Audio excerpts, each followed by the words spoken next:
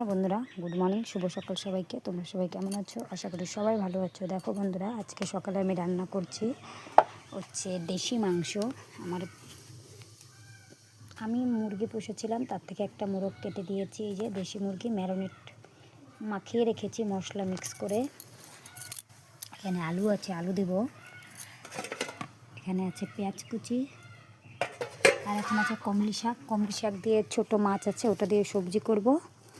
আর হচ্ছে দেশি মুরগির মাংস ঝাল ঝাল করে রান্না করব। এখানে তেল গরম হয়ে গেছে, ওখানে ভাত বসিয়েছি।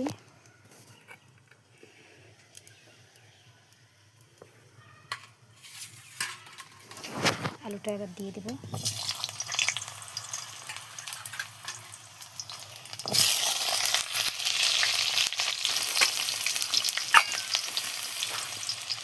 আলুটা একটু ভেজে নিচ্ছি, মাংসের মধ্যে দিব, তার জন্য কষিয়ে নিচ্ছি আলুটাকে।